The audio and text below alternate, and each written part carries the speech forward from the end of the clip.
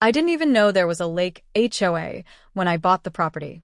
The deed was clean, the survey was clear, and the attorney triple-checked the boundaries because the parcel sat right up against a privately managed lake community. I wasn't part of it. Never had been. Never signed anything. The lake access road stopped 50 yards short of my fence line, and that was that. At least, that's what I thought.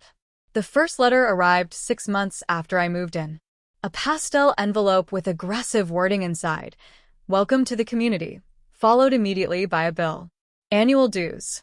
Architectural compliance requirements. Dock usage rules. Noise limits. All addressed to me, by name, like we were old friends. I assumed it was a mistake. I called the number on the letter and explained, calmly, that I wasn't a member of their HOA. The woman on the phone, tight voice, forced cheer, laughed and said, "Oh, everyone around the lake is required to join." When I asked her to show me where that obligation existed in my deed, the tone shifted. She told me I'd find out soon enough. That should have been my warning. Over the next few weeks, the letters escalated. Late fees added to dues I never owed. Threats of liens. Final notices that weren't final at all. Then came the visits. A woman in a blazer and sunglasses, clipboard in hand, walking my fence line, taking photos, shaking her head like she already owned the place. She introduced herself the third time she showed up. HOA board president. Everyone called her Karen, she said, like it was a badge of honor. She told me I needed to sign the membership paperwork or face enforcement action. I told her, politely, that I wasn't joining an HOA I didn't belong to.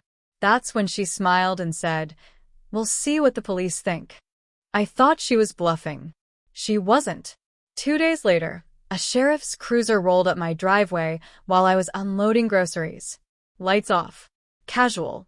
The deputy stepped out with that neutral expression cops use when they already think they know who's wrong. Karen stood behind him, arms crossed, absolutely glowing. She told the deputy I was trespassing on HOA-controlled land. Claimed I was refusing to comply with community regulations. Said I was hostile and non-cooperative. She left out the part where she had no jurisdiction over my property. I didn't raise my voice. I didn't argue. I asked the deputy one simple question. "Would you like to see the deed?" Karen scoffed. Said paperwork didn't matter. Said the HOA had authority over the lake and everything around it. Said she'd already spoken to her attorney. She spoke with the confidence of someone who'd never been challenged. The deputy took the papers anyway. He read them slowly. Then, he asked Karen to repeat her claim. She did, louder this time, adding that I was illegally occupying land she believed fell under HOA control. The deputy looked back at the deed, then at the county parcel map on his tablet. That's when the conversation changed. Because according to every official record, I didn't just not belong to her HOA. I owned the land her HOA leased its parking area from. And suddenly, Karen wasn't the authority figure anymore. She was a tenant who had just called the cops on her landlord, without realizing it. The deputy cleared his throat and took a step away from Karen. It was subtle, but the shift in body language was immediate. Authority, when misplaced, has a way of evaporating the moment facts enter the room. He asked her for clarification, specifically how her HOA claimed control over land that county records clearly showed was privately owned by me. Karen doubled down. She insisted the lake community had historical control of the surrounding areas. She said everyone knew that. She said it had always been that way. None of those statements mattered, and the deputy knew it. I explained calmly that years ago, before I bought the property, the HOA had negotiated a lease agreement with the previous owner. The HOA needed a small strip of land for overflow parking and lake access during peak seasons. It wasn't ownership. It wasn't permanent. It was a renewable lease, one that transferred to me when I purchased the property. Karen's smile started to crack. The deputy asked if she had a copy of the lease. She didn't. She said the HOA handled all that internally. The deputy then asked if she understood what it meant to accuse a property owner of trespassing on their own land. Karen crossed her arms tighter and said she was just enforcing the rules. That's when I told the deputy I'd like the HOA formally trespassed from my property until this was resolved. Karen laughed. Out loud. She said I couldn't do that. She said the HOA had rights. She said she'd make a call. The deputy didn't laugh. He explained, patiently, that lease agreements do not grant enforcement authority, police power, or ownership. He also explained that calling law enforcement under false pretenses, especially to pressure someone into signing a contract, was a serious misuse of emergency services. Karen's phone was already in her hand, but now she hesitated. The deputy asked one more question. Had the HOA been issuing fines or dues notices to me? She said yes, proudly. She said it was standard practice. I handed over the stack of letters I'd been saving, unopened, for weeks. The deputy flipped through them, eyebrows rising with each page. Threats of liens, enforcement warnings, references to mandatory membership. All of it, according to the documents in his hand, was completely baseless. The deputy told Karen that HOA membership cannot be forced without a recorded covenant attached to the deed. He told her that if the HOA had been collecting money or threatening penalties without legal authority, that was a civil issue, one that could escalate quickly. Karen's confidence finally collapsed into frustration. She accused me of tricking the HOA, said I was exploiting a loophole, said the community would fall apart if people like me didn't comply. I didn't respond, because this wasn't about compliance. It was about control. The deputy handed me back my paperwork and turned to Karen. He informed her that there was no probable cause for any action against me. No trespass. No violation. No enforcement. He also advised her, on record, to consult legal counsel before contacting law enforcement again regarding this property. Then he left. Karen stayed behind. She told me this wasn't over. Said the HOA would review its options. Said I was making enemies. Said people who live near the lake need to be team players. She spoke like someone who had always gotten her way through pressure and persistence. I told her she had 30 days to provide proof of any legal authority over my property or renegotiate the lease her HOA was currently benefiting from. That stopped her cold. Because until that moment, she hadn't realized something important. Not only was I not required to join her HOA, her HOA's lake access depended on land I owned, and leases, unlike imagined authority, can be amended or terminated. Karen walked back toward the lake without another word. No clipboard. No confidence. Just a phone clutched too tightly in her hand. That evening, my phone started ringing. Unknown numbers. Voicemails left in rushed tones.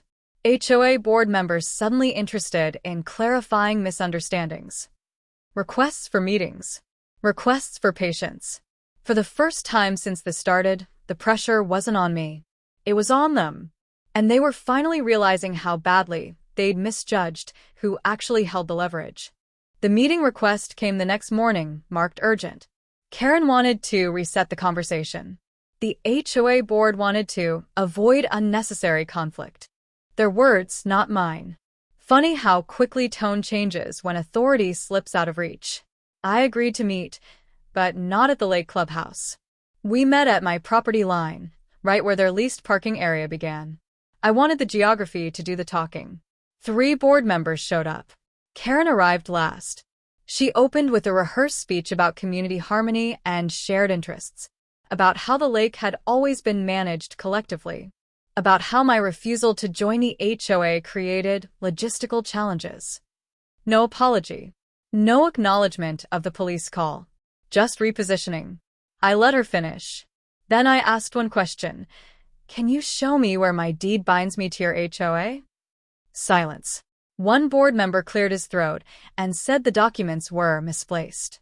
Another said they assumed the covenant applied because of proximity to the lake. Karen insisted it was an oversight that could be corrected if I simply signed the paperwork. That was the moment I realized this wasn't confusion. It was strategy. They had been operating on assumptions and pressure for so long that they believed reality would eventually conform. If someone resisted, they escalated: letters, fines, police. Most people folded. I hadn't. I explained, calmly, that forcing HOA membership without a recorded covenant is not an oversight, it's unlawful. I explained that threatening liens without authority is fraud-adjacent behavior. And I explained that calling the police to coerce compliance crosses a line that cannot be uncrossed. Karen tried to interrupt. I didn't let her. I slid a folder across the hood of my truck. Inside were copies of the lease, the county parcel map, and a timeline of every notice the HOA had sent me. Dates. Amounts. Language highlighted. I told them this documentation had already been shared with my attorney. That changed everything.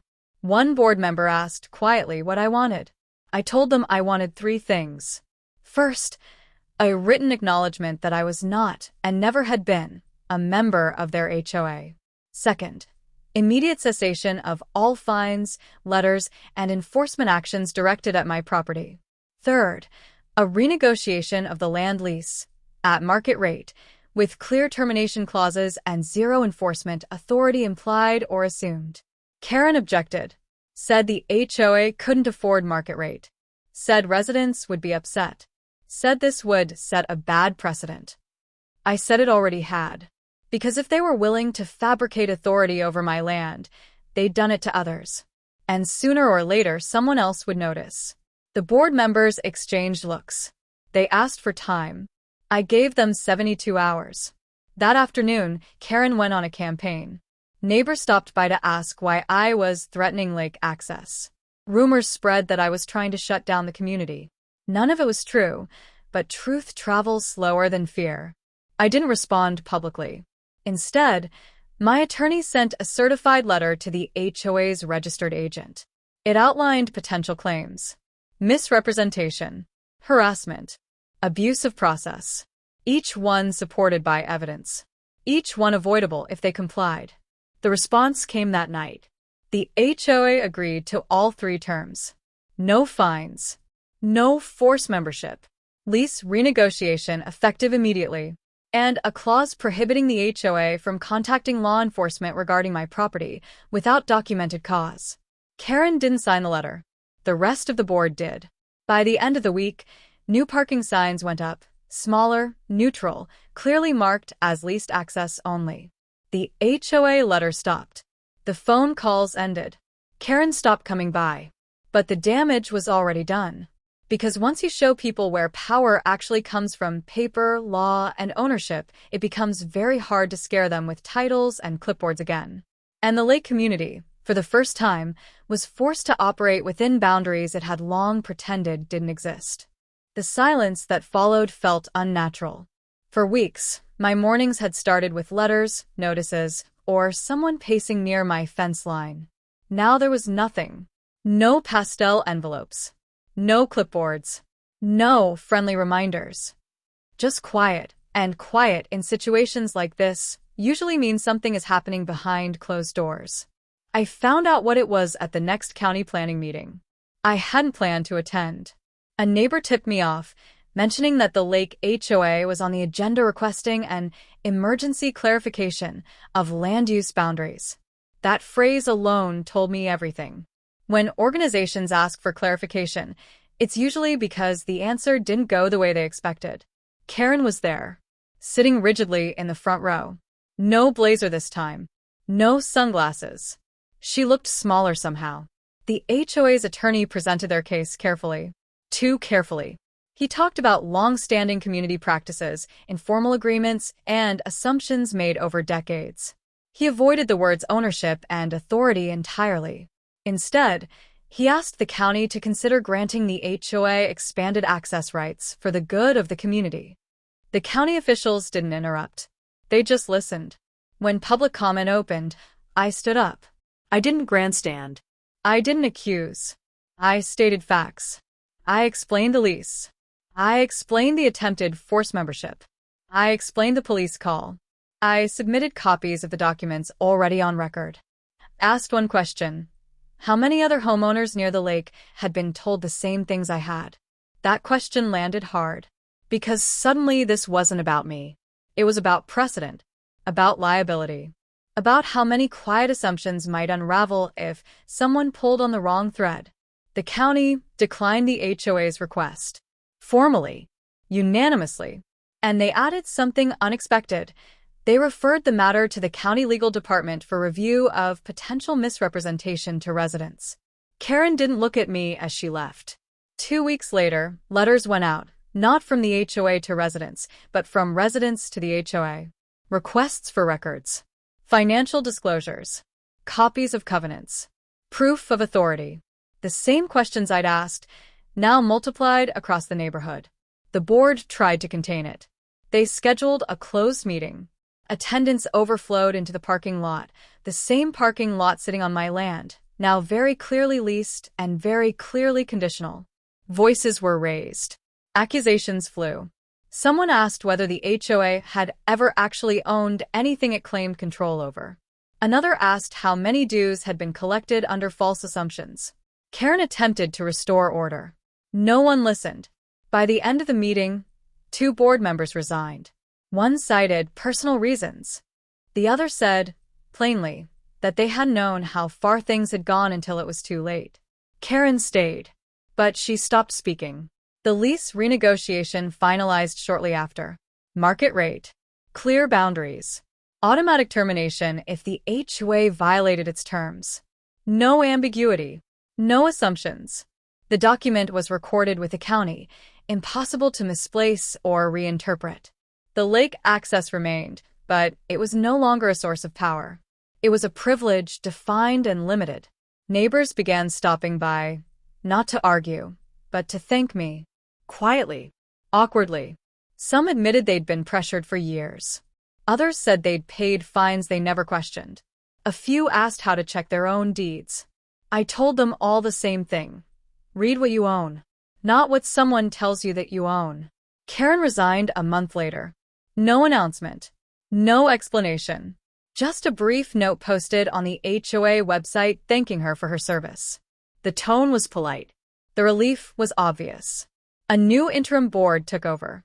Their first act was to hire an outside compliance consultant.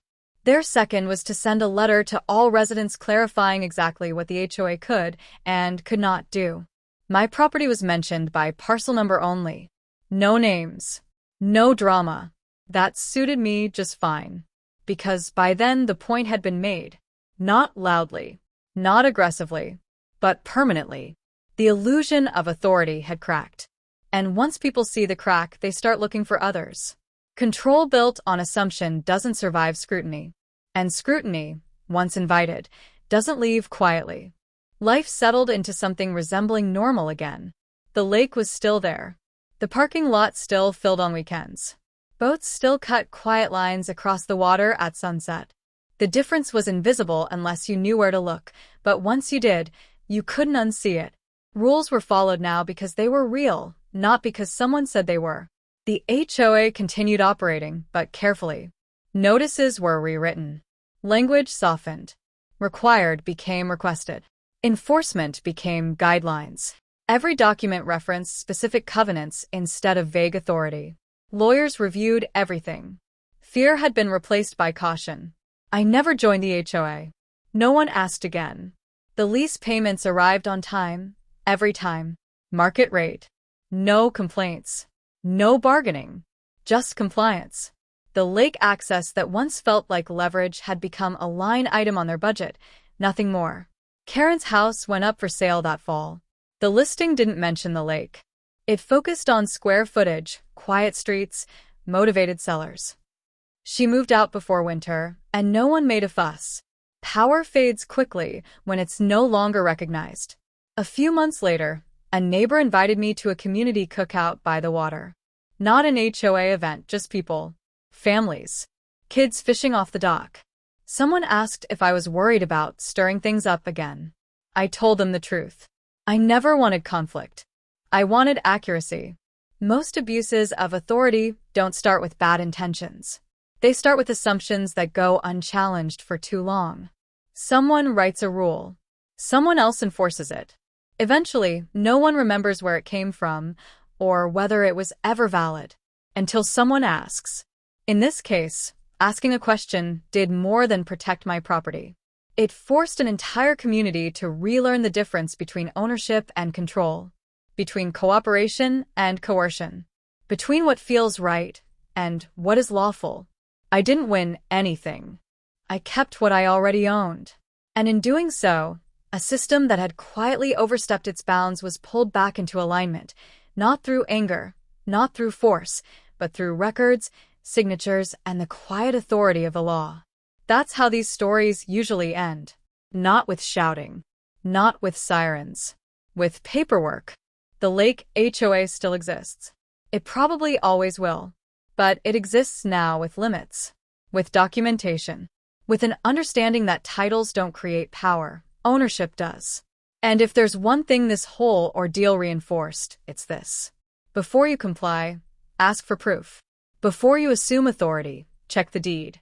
And before you call the police on someone who says no, make sure you're not standing on land that isn't yours. Because sometimes the person you're trying to intimidate isn't a rule breaker at all. They're your landlord. And once that truth is on record, there's no clipboard big enough to erase it.